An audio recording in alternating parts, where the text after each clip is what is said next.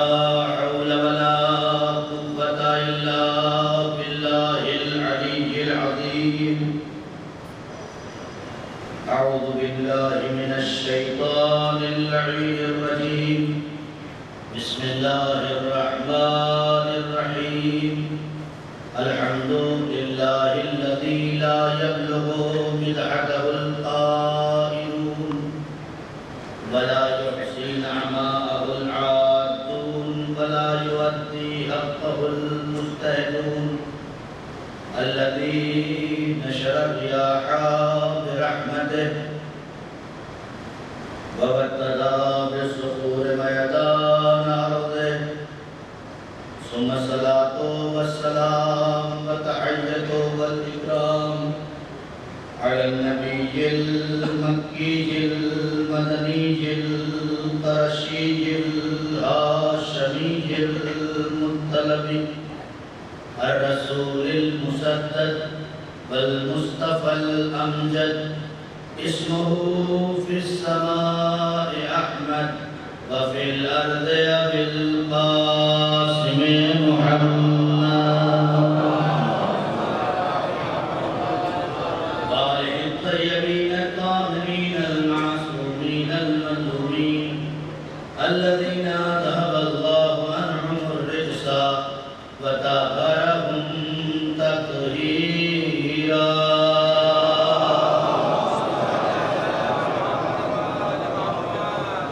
أما بعد فقد قال الله تبارك وتعالى في القرآن المجيد والفرقان الحميد وقوله الحق.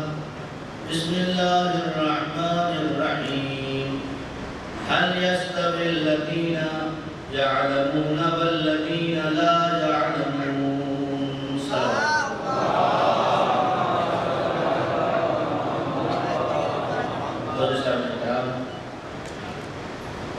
اشرف محرم کی 5ویں مجلس، اس کا عنوان علم اور رہبری، اور گفتگو یہاں تک پہنچی ہے کہ اگر انسان علم سے محبت نہیں کرتا تو اس دنیا میں سربلند نہیں ہو سکتا۔ اگر سربلندی چاہیے، اگر کمال چاہیے، اگر سعادت چاہیے تو ضروری ہے کہ اپنے آپ کو زیور علم سے آراستہ کرے۔ موٹی موٹی چین پہننے سے کمال نہیں ملتا۔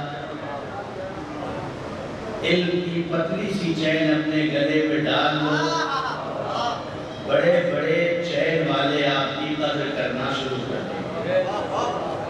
اس لیے کہ قدر نہ لباس سے ہوتی ہے، قدر نہ دولت سے ہوتی ہے، قدر نہ ثروت سے ہوتی ہے، قدر نہ تخت و تاج سے ہوتی ہے۔ قدر کے لیے صرف ایک تاج پہننے کی ضرورت ہے جسے علم کہا جاتا ہے۔ اگر علم نہیں ہے تو تخت پہ بیٹھا ہوا انسان بھی رسوا ہوتا نظر آئے گا۔ اگر علم نہیں ہے تو تخت و تاج رکھتے ہوئے بھی انسان رسوا نظر آئے گا، لیکن اگر علم ہے تو بوریے پہ بیٹھا ہوا بھی مطمئن نظر آئے گا۔ شرط یہ ہے کہ علم کو اپنے وجود میں اتار لے۔ اسی لیے کسی نے کہا ہے کہ علم کرتا ہے زمانے میں خمینی پیدا۔ علم کرتا ہے زمانے میں خمینی پیدا، جہل انسان کو صدام بنا دیتا ہے۔ نام کچھ بھی رکھ لو، نام سے نہیں ہوتا، اس لیے کہ ہمارا دین نام سے نہیں چلتا ہے، ہمارا دین کردار اور کیریکٹر سے چل رہا ہے۔ اور یہی وجہ ہے کہ نوجوانوں کے لیے اس مسئلے کا حل کرتے ہوئے آگے بڑھوں کہ ہم سے سوال ہوتا ہے کہ تم علی علی اتنا کرتے ہو، تمہارے علی کا نام تو قرآن میں بھی نہیں لیا گیا، ہے کہ نہیں سوال؟ یہ نوجوانوں کو آتے رہتے ہیں، آج کل تو سوشل میڈیا کا دور ہے، تم علی کو اپنا پہلا امام مانتے ہو، پہلا خلیفہ مانتے ہو، ہر جو کچھ ہے سب علی علی کرتے رہتے ہو، علی کا نام قرآن میں نہیں آیا ہے۔ جو اصل علم ہے، جو مصدر علم ہے نبی کے بعد، اس کا نام قرآن میں ہے ہی نہیں ہے۔ تو اس کا علماء نے دو جواب دیا ہے۔ پہلا جواب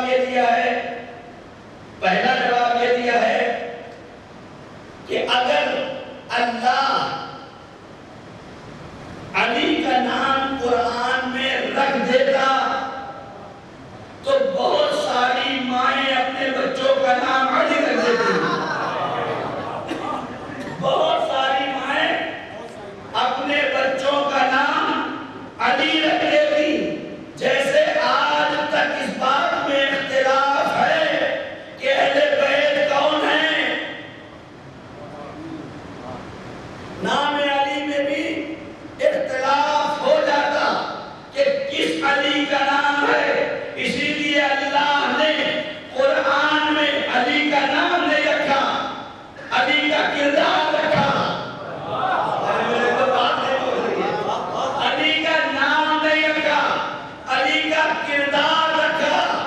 ارے ہزاروں مائیں اپنے بچے کا نام علی تو رکھ سکتی ہے، لیکن بچے اپنے اندر علی والا کردار نہیں رکھ سکتا۔ تو علم ضروری ہے۔ علم اگر جیل ہے تو تخت و تاج پہ بیٹھا ہوا رسوا ہو جائے گا، اگر علم ہے تو گود لیے پہ بیٹھا ہوا بھی مطمئن ہوگا۔ نہیں جملے بدل دوں، اگر جیل ہے تو مال رکھنے کے باوجود بھی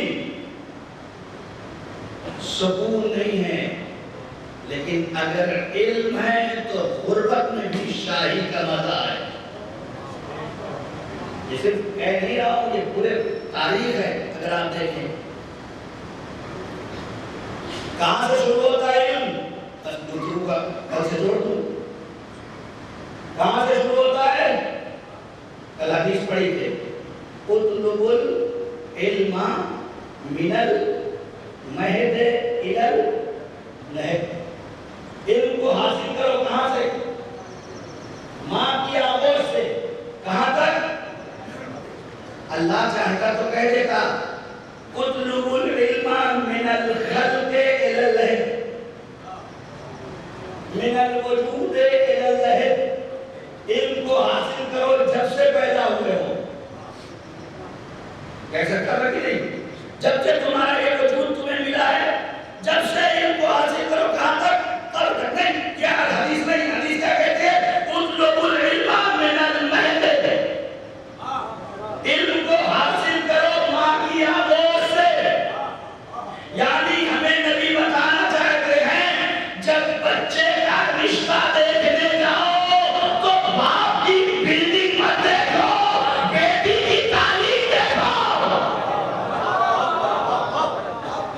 اس لیے کہ جو تم لے کے آؤ گے،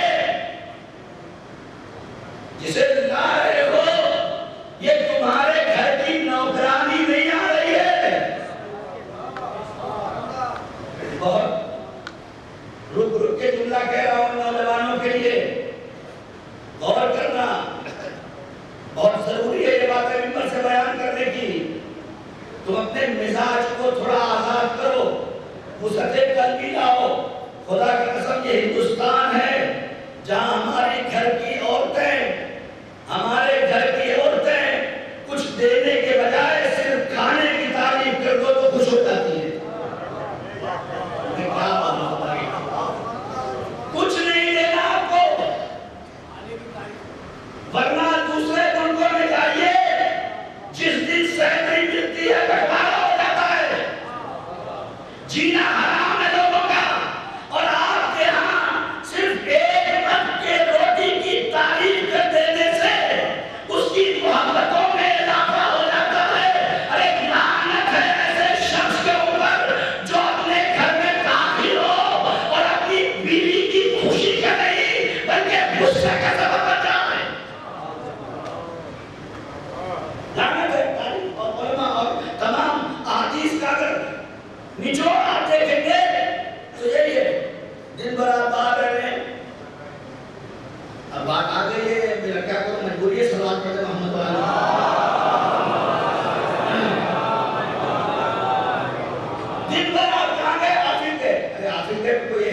دیا؟ دن بھر آپ نے گاڑی چلایا تو کوئی احسان کر دیا؟ اللہ نے آپ کو مرد بنایا اس لیے، یہ نامردی ہے کہ عورتوں کی طرح سے گھر میں بیٹھ کے روٹی توڑتے رہو۔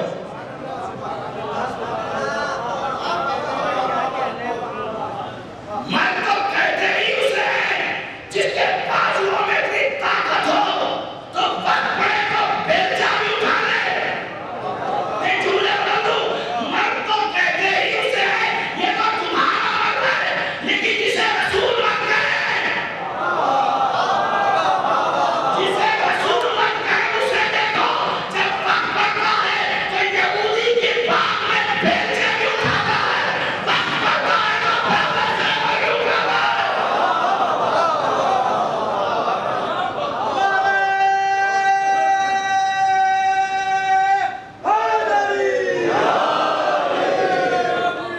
مرد بنو، مرد بنو، مرد بننا ضروری ہے انسان کے لیے۔ یہ مجلسیں صفات زنانہ پیدا کرنے کے لیے نہیں رکھی گئی، یہ مجلسیں اسی لیے رکھی گئی کہ اس میں سناؤ رجلاً کراراً غیر فرارن۔ علمداری اور رہبری اصول کو بھی ملتی ہے کہ جو مرد ہو، کرار ہو، غیر فرار ہو، مرد یعنی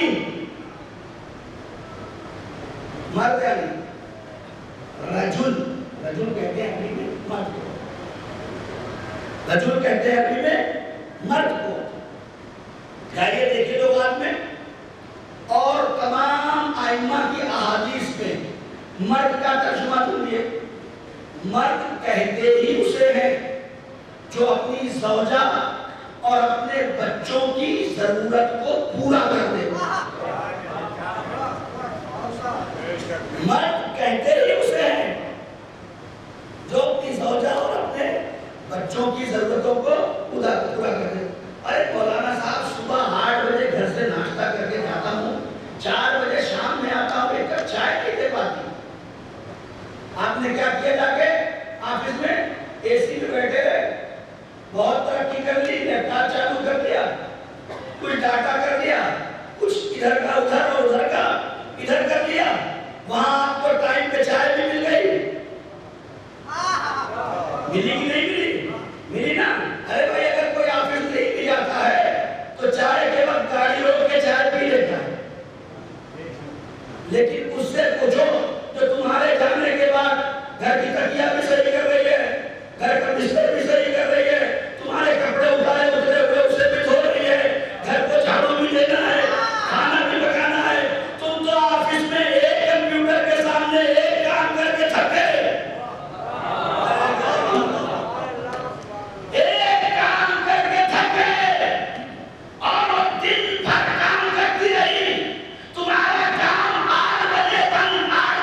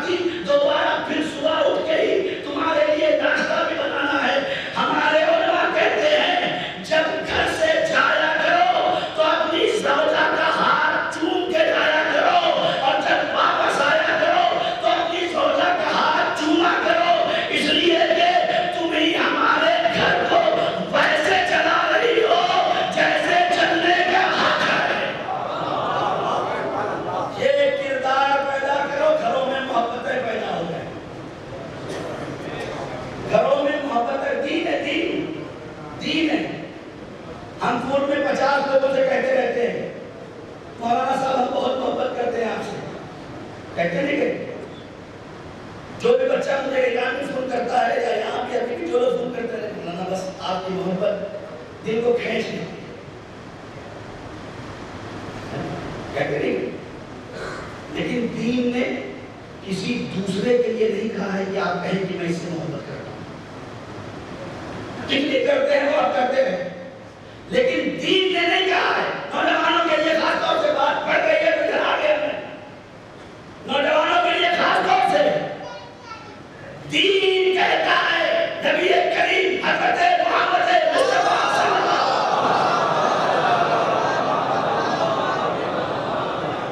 وہ ارشاد فرماتے ہیں کہ جب تم گھر سے باہر جاؤ اور تمہارے گھر آنے میں چند گھنٹوں کی تاخیر ہونے والی ہو تو تم اگر دن بھر کے لیے غائب ہو تو کئی مرتبہ اپنی بیوی سے یہ کہو انی محبت میں تم سے بہت محبت کرتا ہوں. خدا کی قسم روایت ہے, حدیث ہے. کیوں؟ اس کا دو فائدہ ہوگا. ایک, جب تم گھر میں داخل ہوگے تو تمہیں منہ گرا نہیں ملے گا, مسکراتا ہوا چہرہ نظر آئے گا, باہر کی تھکن غائب ہو جائے گی. دوسرا یہ ہے کہ جس نے اپنا سب کچھ چھوڑا ہے تمہارے لیے, سب کچھ چھوڑا ہے, یہ آسان نہیں ہے. یہ بڑا آسان ہے ہمارے لیے کہ ہم جائیں 100 لوگ جا کے ایک لڑکی کو بیاہ کے اپنے گھر لے کے آ جائیں. دکھنے میں بڑا آسان ہے, لیکن اس سے پوچھئے کہ جس نے اپنی آدھی زندگی ایک ماں, باپ, بھائی, بہن کے ساتھ گزاری ہو اور آدھی زندگی ایک ایسی جگہ جانا ہے جہاں کا کچھ پتہ ہی نہیں. لہٰذا میں والدین سے بھی گزارش کروں گا کہ اپنی بچیوں کی تربیت اس انداز سے کریں. ٹھیک ہے, اللہ نے آپ کو نوازا ہے, آپ اپنے گھر میں آتے ہیں, اے سی چالو کر دیتے ہیں, بچے اسکول سے آتے ہیں چالو کر دیتے ہیں اور آرام سے بچے بیٹھتے ہیں, اچھے سے اچھا آپ ان کو بیگ دلاتے ہیں, اچھے سے اچھا کپڑا پہناتے ہیں, اچھے سے اچھا کھانا کھلاتے ہیں. یہ حق ہے آپ کا, اللہ نے آپ کو دیا ہے, نوازا ہے, تو آپ یہ کریں گے. لیکن ساتھ میں آپ کو نہیں, میں خود کر رہا ہوں اپنی بچیوں کے ساتھ, اس لیے آپ سے کہہ رہا ہوں, ایسا نہیں صرف کہہ رہا ہوں. اپنی بچیوں کو بٹھا کے اپنے ساتھ یہ بات سمجھائیں کہ بیٹا ابھی اللہ نے دیا ہے, یہ سب ہمارے پاس ہے. اگر یہ بچوں کے ذہن میں ابھی سے بٹھاتے رہیں گے تو شادی کے بعد کوئی اختلاف نہیں ہوگا. بچوں کو بٹھائیں ذہن میں کہ بیٹا ضروری نہیں ہے کہ آج تیرے باپ کے پاس اے سی ہے, تیرے شوہر کے پاس بھی اے سی ہو. ضروری نہیں ہے کہ آج تیرے باپ کے پاس بیڈ ہے, تیرے شوہر کے پاس بھی بیڈ ہو. تیرے باپ نے بڑی محنت کی ہے تب یہ سب ہوا ہے. تیری شادی ہو سکتا ہے کچھ نہ ہو, تیرا شوہر محنت کرے گا, یہ سب کچھ ہو سکتا ہے. صلوات پڑھتے محمد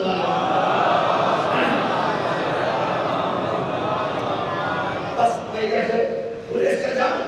میرے نوجوانوں کوشش کرو, یہ رشتہ بڑا اہم ہے, بڑا اہم ہے, بہت اہم ہے, اور اتنا اہم ہے کہ ہم تصور بھی نہیں کر سکتے. اس کا اندازہ تو صرف اہل بیت کے گھرانے سے لگایا جا سکتا ہے. پیغمبر اکرم نے اپنی بیٹی کے گھر گئے ہوئے, سن لیں میرے عزیزوں, ایک بیٹی کا درد باپ کے دل میں کیا ہوتا ہے اور ایک شوہر کے دل میں کیسی محبت ہونی چاہیے. دو روایتیں معلوم ہیں. جناب رسول اکرم حضرت محمد مصطفیٰ صلی اللہ علیہ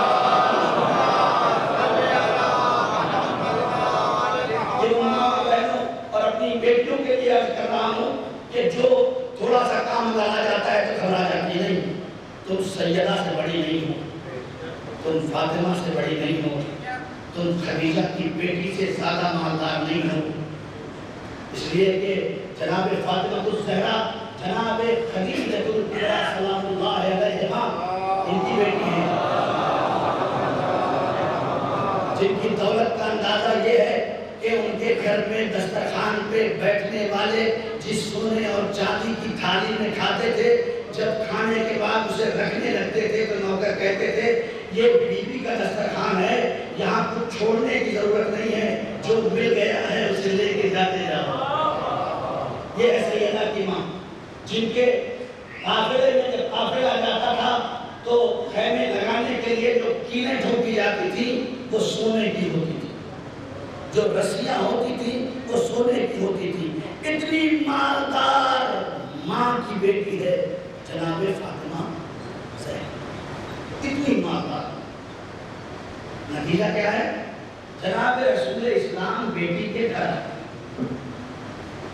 اور آتے ہیں تو کیا دیکھتے ہیں؟ جناب سیدہ چکی چلا رہے اور ایک بچے کو گود میں لیے ہوئے چکی چلا رہے. محسوس کریں، میں بہت رک کے اپنی بیٹیوں اور اپنی ماں اور بہنوں کے لیے پڑھ رہا ہوں کہ چکی چلا رہی ہے، صرف چکی چلا نہیں رہی، یہاں سے خون رس رہا ہے.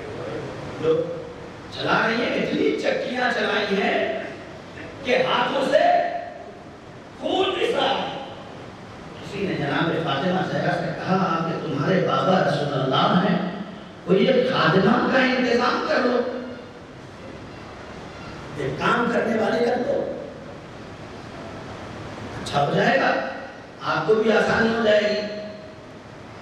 اب یہاں ایک بات اور بتا کے چلوں تاکہ بات رہ نہ جائے. جب مولا کائنات گھر میں ہوتے تھے، اب آپ لوگ کہیں گے مولانا ہم لوگ کیا بنانا چاہتے ہیں، بہرحال جناب مولا کائنات کا دستور یہ تھا کہ جناب فاطمہ زہرا کا ہاتھ بٹاتے تھے. میں اسے بہت تفصیل بیان نہیں کر سکتا. ایسا نہیں ہوا کبھی کہ مولا کائنات گھر کے اندر ہو اور زوجہ گھر کا کام کر رہی ہو اور مولا لیتے رہے. کبھی یہ سب احساس کرنے کی چیزیں، احساس کرو. ضروری نہیں ہے کہ میں بتاؤں مولانا ہمارے گھر میں کام کرتے نہیں. کوئی عیب نہیں ہے اپنے بچوں کا کام کرنا، کوئی عیب نہیں ہے. جوتیاں اٹھانے سے اچھا یہ ہے کہ اپنے بچوں کو پروان چڑھانے میں وقت گزارو. بہت زیادہ ضروری ہے اپنے بچوں کو پروان چڑھانا. بہرحال رسول اسلام آئے، انہوں نے بچی کا حال دیکھا، ہاتھوں سے خون رس رہے تھے. جناب فاطمہ زہرا کی باپ نے دیکھ لیا. اور ایسا وقت آتا ہے کہ جب بچیاں پریشان ہوتی ہیں، کہیں باپ پہنچ جائے گا سسرال میں تو بچیوں کی آنکھوں سے بے ساختہ آنسو آ جائے گا. خدا نہ کرے کہ کسی کی بچی ایسے انسان کے ہاتھ میں آ جائے جس کو اتنا بھی شعور نہیں ہے کہ شادی کے بعد اپنی زوجہ کے ساتھ کیسے سلوک کرنا چاہیے. بہت اہمیت کا حامل ہے جملہ. عزت کرو اس لیے کہ یہ کفو بن کے آئی ہے، تمہاری عزت بن کے آئی ہے.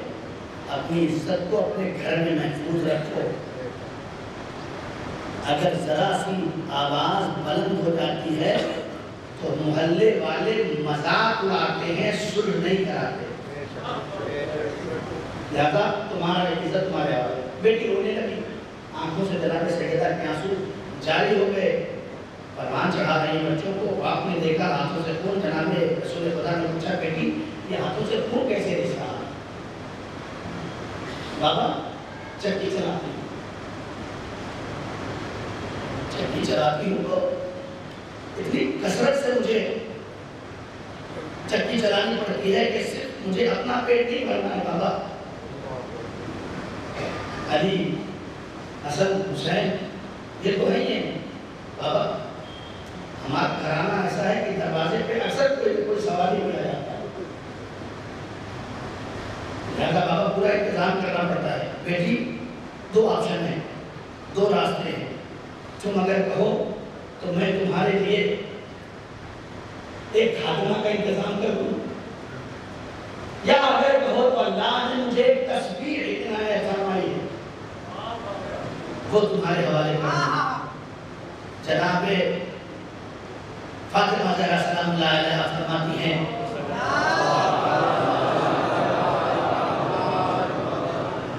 اے میرے بابا، خاتمہ آ کے کیا کرے گی؟ ابھی میرے ہاتھ سے رس رہے ہیں، کل اس کے ہاتھ سے بھی خون رسیں گے. اس لیے یہ کام ہے چاہے وہ کرے یا میں کروں. اگر اللہ نے کوئی تسبیح عنایت فرمائی ہے تو وہ مجھے ہدیہ کر دے۔ جناب رسول اکرم صلی اللہ علیہ وسلم نے جناب سیدہ کو یہ تسبیح دی، یہ میری بیٹی جب تم کام کرنے لگو تو خدا بند عالم نے مجھے یہ تسبیح دی ہے اور میں تمہیں ہدیہ کر رہا ہوں کہ جب تم کام کرنے لگنا تو اپنی زبان سے 34 مرتبہ اللہ اکبر، 33 مرتبہ الحمدللہ اور 33 مرتبہ سبحان اللہ کہو۔ خدا گھر کے سارے امور تمہارے لیے آسان کر دے گا۔ صلوات پڑھتے رہو۔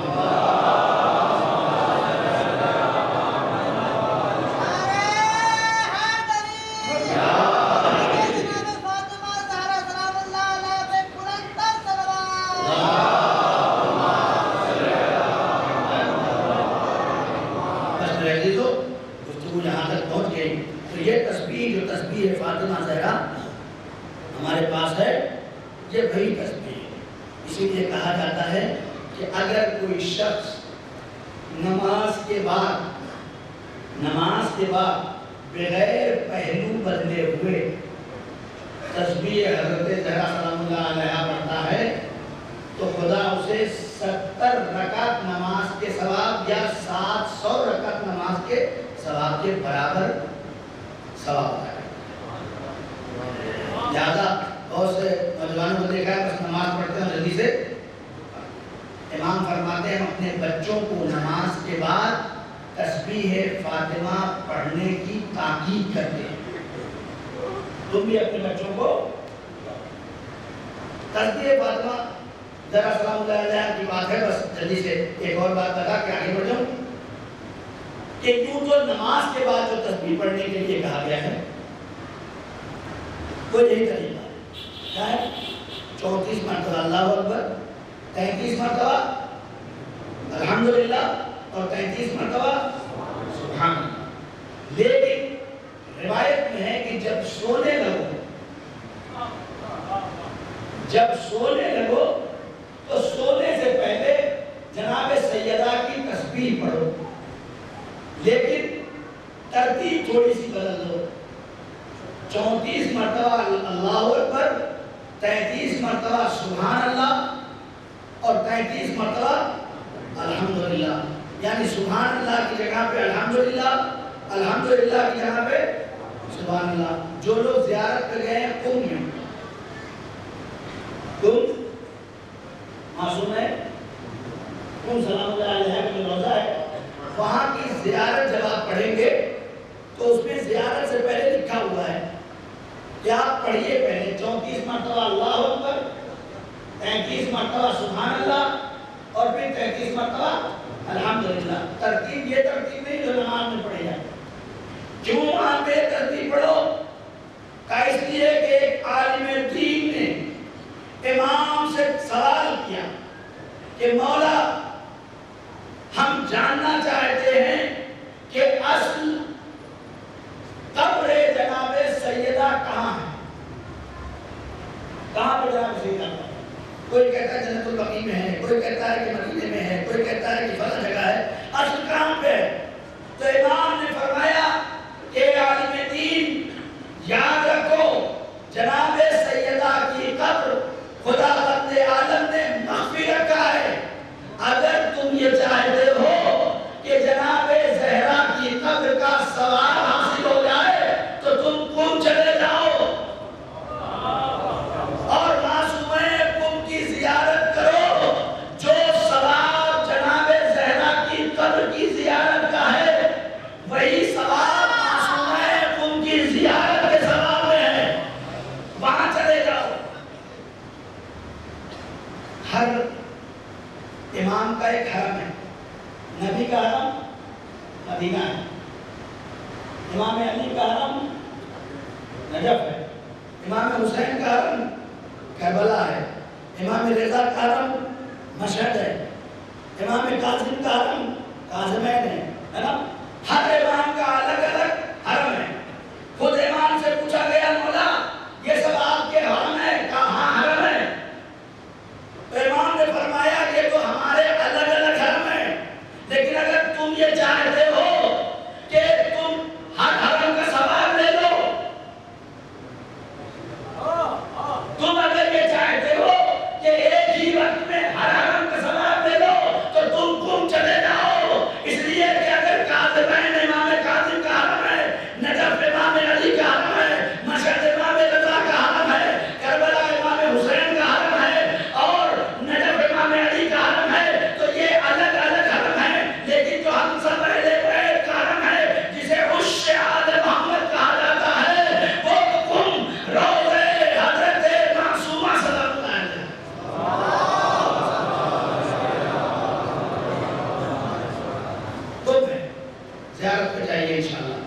یہ تسبیح ہے حضرت فاطمہ زہرا۔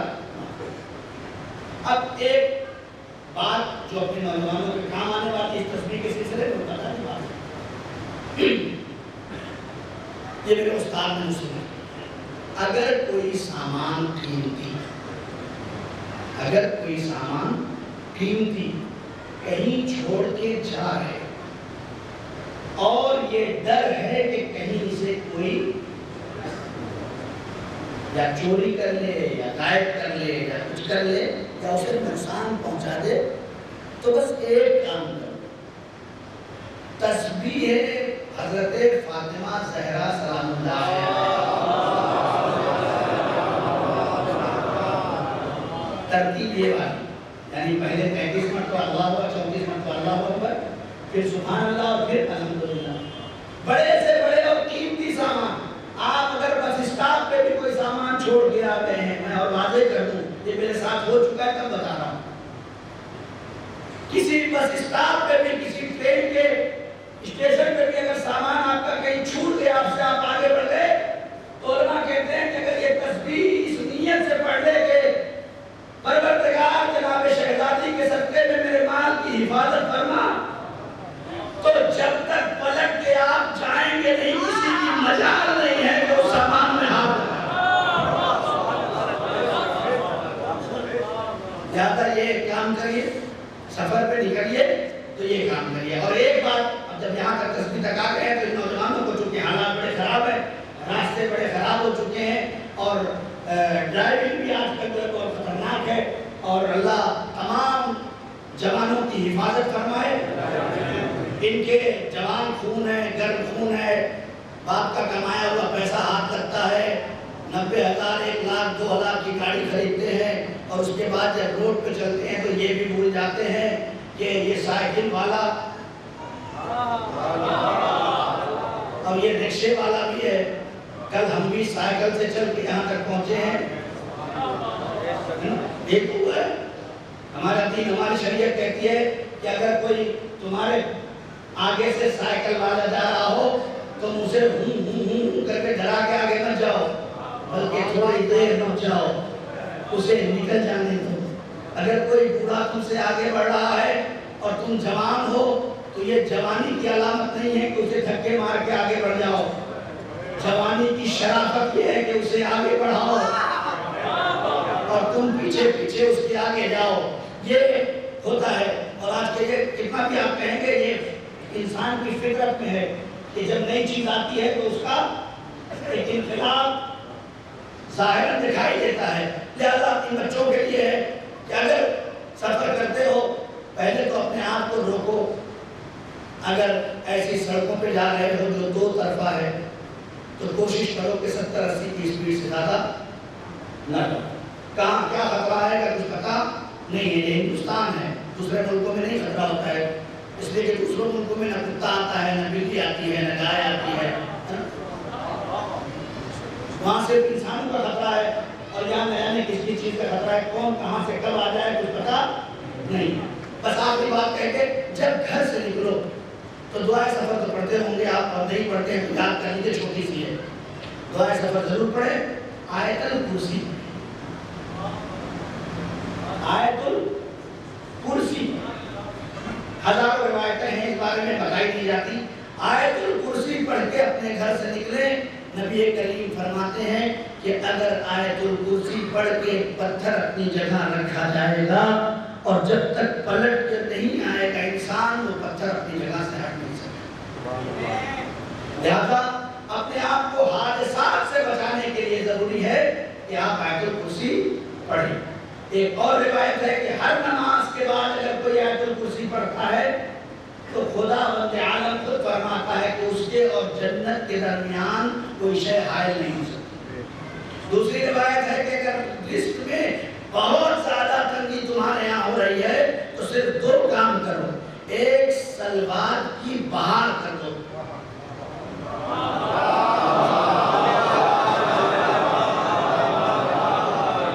پڑھو نہیں ہے، بہا دو۔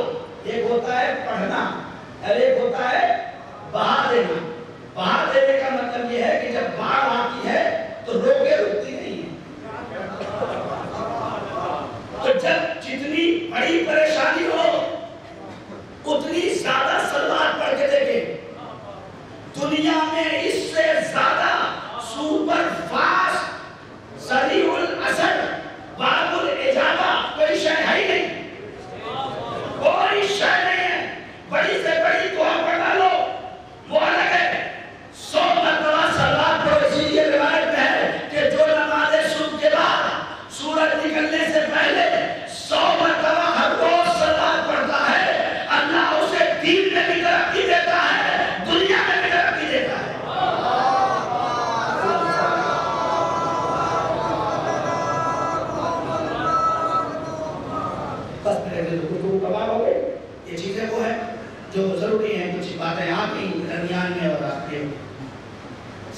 کی نظر ہو گئی، اور میں امید کرتا ہوں کہ شاید یہ باتیں جو ہوئی ہیں یہ میرے نوجوانوں کے لیے عبرت آمیز ہوں گی، اور یہ اپنی زندگی میں یہ محسوس کریں گے۔ دیکھیے ہم لوگ تو گزر گئے اس مرحلے سے، لیکن ضرورت ہے کہ ان کی ایسی تعمیر شخصیت کیا جائے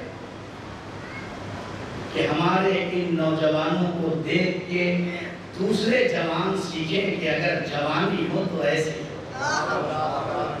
یہ کمال ہے، یہ کمال ہے۔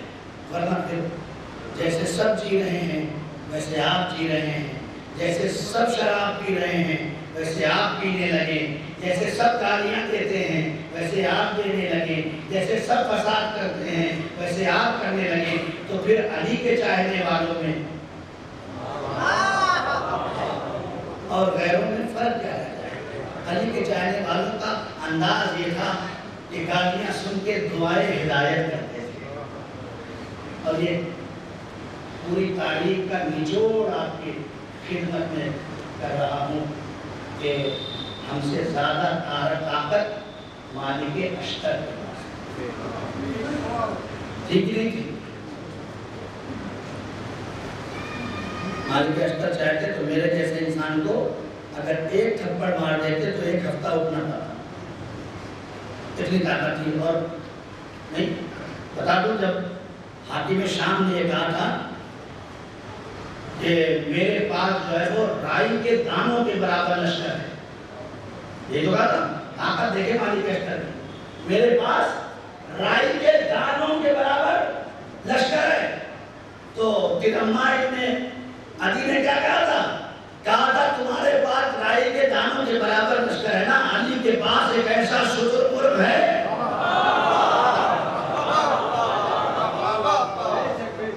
علی کے پاس ایک ایسا شتر مرغ ہے کہ جو سارے رائی کے دانوں کو ایسے تھے مالک اشتر۔ یہ تو میں پڑھ چاہتا تو یہی پڑھ کے آپ کی ماں مل لیتا، لیکن میری نظر میں جوانوں کا مستقبل ہے۔ مالک اشتر کا یہ واقعہ نہیں پڑھا جاتا، وہ تو پڑھا جاتا۔ اپنے گھر سے نکلے، بازار کے پاس سے گزرے، آج بھی ایسے جوان ہیں، کوئی چچا میاں کا جا رہے ہوں تو ملے کیسے، ہے نا، ہوتے آتے ہو اس زمانے میں۔ جیسے ہی مالک اشتر گزرے، کھجور کی گٹھلی رکھی ہوئی تھی، کھینچ کے مارا، آگے بڑھو، اسے مزہ مل گیا، یہ تو کچھ کہا ہی نہیں، پھر دوسری اٹھائے، آگے پیچھے پیچھے چلنے لگا، 3 4 جب دکانوں سے آگے بڑھتے بڑھتے علی کے چاہنے والے نے دیکھا کہ یہ 4 دن کا آدمی اور مالک اشتر پہ یہ ماجرا کیا ہے، میں دیکھوں تو، اور جو باہر نکلے تو دیکھا مالک اشتر دیکھ ہی نہیں رہے، اور یہ گٹھلی مار رہا ہے۔ وہ جو علی کا چاہنے والا تھا پہچانتا تھا، یہ تو نہیں پہچانتا تھا، اس نے آگے کہا کہ بھیا جانتے ہو یہ کون ہے؟ یہ تم کر رہے ہو، یہ پہچانا تم نے کون ہے؟ کہانی میں تو نہیں جانتا تھا، یہ مالک اشتر تھے۔ مالک اشتر گزرے تھے، پاؤں کانپنے لگے، ہاتھ ہلنے لگے اس زمان کے، یہ اشتر کو کس نے نہیں سنا تھا؟ اب جو اس کو پتا چلا کہ یہ مالک اشتر تھے تو یہ دوڑا ہوا چلا، خوف دل میں آ گیا۔ بہادر مار کے اپنا خوف نہیں رکھتے، بہادر تھپڑ مار کے اپنا خوف باقی نہیں رکھتے، تھپڑ مارنے سے خوف چلا جاتا ہے۔ آگے بڑھے، وہ پیچھے پیچھے، مالک اشتر مسجد دروازہ کھولا، مصلی بچھایا، نماز پڑھی، ہاتھوں کو اٹھایا، وہ مسجد کے گیٹ پہ کھڑا ہے کہ جلدی سے ختم کرے تو ان سے معافی مانگوں۔ وہ ہاتھ اٹھا کے کہتے ہیں میرے اللہ یہ جوان ناسمجھ تھا، میرے اللہ یہ نوجوان ناسمجھ تھا، خاطے غفلت میں تھا، اسے نہیں پتا تھا کہ میں کون ہوں، اللہ اس کی ہدایت فرما، میرے اللہ اس کی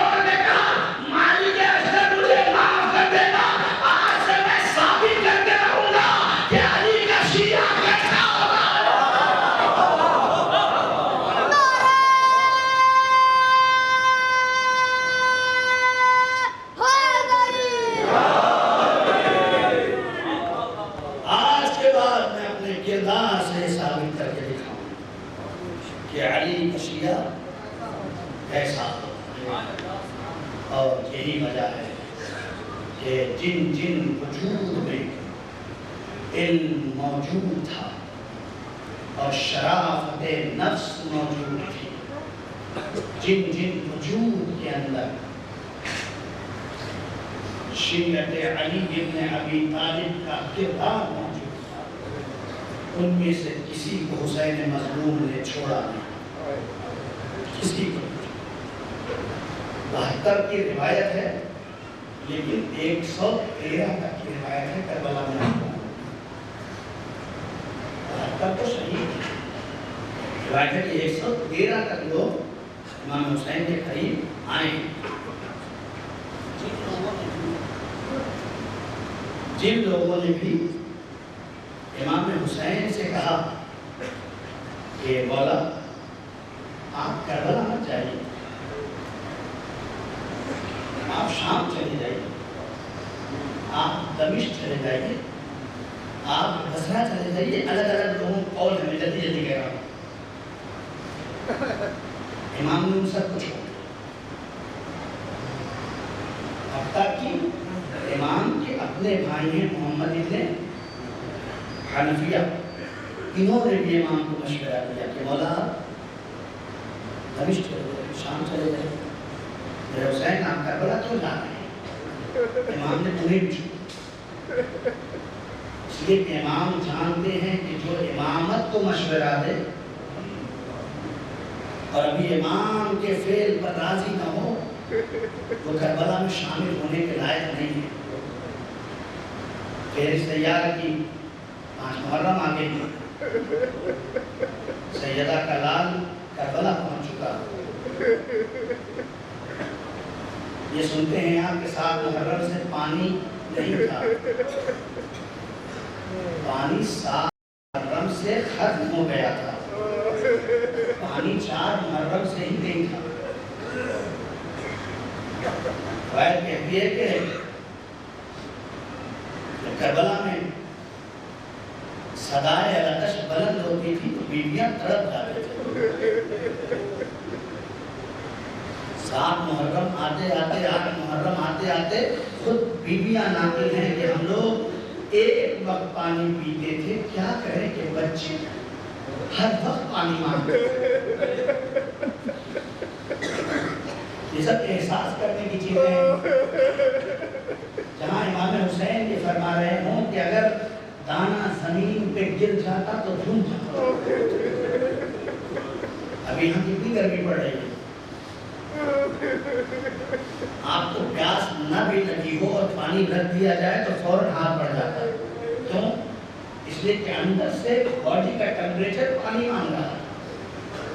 جہاں دانا پڑ جائے اور بھن جائے وہاں چھوٹے چھوٹے بچے گھر نہیں ہیں، خیمہ ہے، محسوس کریں اس کو، گھر نہیں ہے، گھر کی چھت کے اندر کی گرمی اور ہے، اور کپڑے کا خیمہ ڈال کے اس کے اندر رہنا اس کی گرمی اور ہے۔ خدا کی قسم ہمیں تو پتہ بھی نہیں چلتا کہ کربلا کے بچے کتنے پیاسے تھے۔ میں پتہ نہیں مسائل میں وہاں تک پہنچ پاؤں گا کہ نہیں، لیکن چونکہ آپ 5 محرم ہے، جناب زینب کے 2 چھوٹے چھوٹے بچوں کے مسائل کو لے جاؤ گے، میں ساری باتوں سے گریز کر کے اپنے مسائل پہ آ جاؤں کہ جناب زینب نے بھی اپنے بچوں سے جب رات کی تاریکی میں ہر ماں اپنے بچے کو سمجھا رہی تھی کہ میرے لال کل حسین پہ وقت ہے تو تیار رہنا، جناب زینب بھی اپنے دونوں بچوں کو اپنے خیمے میں لٹا کے یہی کہہ رہی تھی میرے بچوں تم حیدر کرار کے نواسے ہو، تم جعفر طیار کے پوتے ہو، کل اپنے ماموں پہ ایسی جنگ کرنا ماموں کے ساتھ کہ دنیا دیکھتی رہ جائے۔ یہ کہتے کہتے جناب زینب نے بھی اپنے بچوں سے نصیحت اور وصیت کی، اے میرے بچوں لیکن یاد رکھنا اگر جنگ کرتے کرتے نہر فرات کے قریب پہنچ جانا تو پانی کو ہاتھ نہ لگانا، کیوں؟ اس لیے کہ ابھی اصغر پیاسا ہے میرے بچوں، سکینہ پیاسی ہے، یہ وصیت بتا رہی ہے کہ کربلا کربلا میں خیموں کے اندر پیاس کا عالم کیا تھا؟ ایک ماں جانتی تھی کہ میرے بچے اتنے پیاسے ہیں اس وقت کہ اگر پانی دکھائی دے گا تو پانی پی سکتے ہیں۔ ماں نے روک دیا، میرے بچوں اپنی پیاس کو روک لینا، حسین کے سامنے شرمندہ نہ ہونے دینا۔ جلدی آنکھوں میں آنسو آ گئے، حق مجلس ادا ہو گیا، لیکن میں کیا کروں؟ کائنات میں زینب کے علاوہ کوئی ماں ایسی نظر نہیں آئی۔ کربلا میں یوں تو لیلا کا لال بھی شہید ہوا، فروہ کا لال بھی شہید ہوا، ایک بیوی کے بچے شہید ہوئے، لیکن زینب کے علاوہ محمد جیسے کوئی نہیں نظر آتے۔ کیوں؟ اس لیے کہ ہر بیوی کے شہید پہ رونے والی ماں رو رہی تھی، لیکن زینب حسین کے بعد اور محمد چلے جنگ کرنے کے لیے کربلا میں پہنچے، جنگ کرتے رہے، ایک مرتبہ کرتے کرتے نہر فرات کی طرف پہنچ گئے۔ چھوٹے بھائی نے بڑے بھائی سے کہا بھیا، اے بھیا، اللہ کا شکر ہے ہم نے جنگ کرتے کرتے اپنے آپ کو نہر تک پہنچا دیا اور نہر پہ قبضہ بھی ہو گیا۔ اے بھیا، پانی تو نہیں پی پائیں گے، اس لیے کہ ماں کی وصیت ہے، اے کاش سکینہ کی مشق لے کے آیا، اے کاش سکینہ کی مشق لے کے آئے ہوتے۔ جب بچے نہر کی طرف پہنچ گئے، نولاد کے لشکر نے یلغار کر دیا۔ روایت کہتی ہے ایک آن کے سر پہ لگا، ایک تلوار محمد پہ لگی، آن ادھر گر گئے،